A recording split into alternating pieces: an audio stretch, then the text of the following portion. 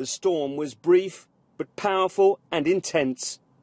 Hundreds of trees brought down across southern England, with at times tragic consequences. This the scene in Kent. A 17-year-old young woman had been asleep in the static caravan when disaster struck. Desperate efforts to cut away the fallen branches could not save her life. In Watford, a man in his 50s was killed when a tree crushed his car. The random brutality of nature.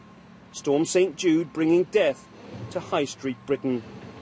In Hounslow, on the outskirts of London, 3 homes were destroyed, damaged first by a falling tree and then by the resulting gas explosion. There were several casualties here.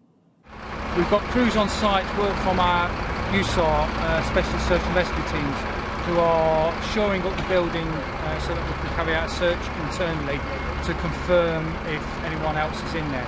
Currently we have 2 people that are unaccounted for.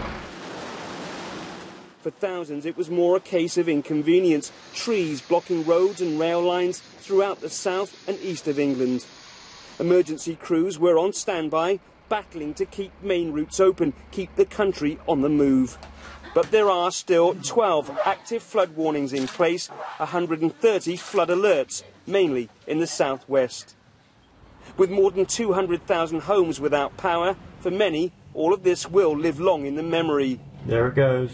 Some of the strongest winds we've experienced since the Great Storm of 1987.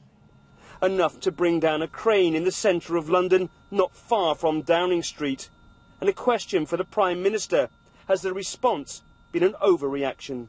Everyone has to act on the basis of the evidence that they're given and the information that they're given, and everyone's been working very closely together to deal with this storm. Obviously afterwards we'll be able to look back and see whether people made the right decisions, but right now what matters is listening to the evidence, working together and getting things back to normal.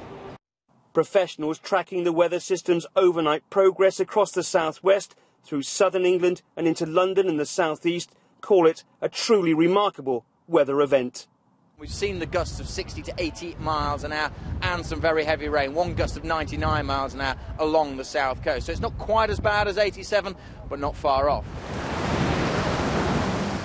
It's the south coast which has taken the brunt of St Jude's destructive winds, blowing with hurricane force from Wales to Essex. At Clacton's historic pier, the helter-skelter, part of the landscape for decades, has been brought crashing to the ground. And coastguards in Sussex have been forced to call off the search for a teenage boy swept out to sea yesterday. Jeremy Cook, BBC News.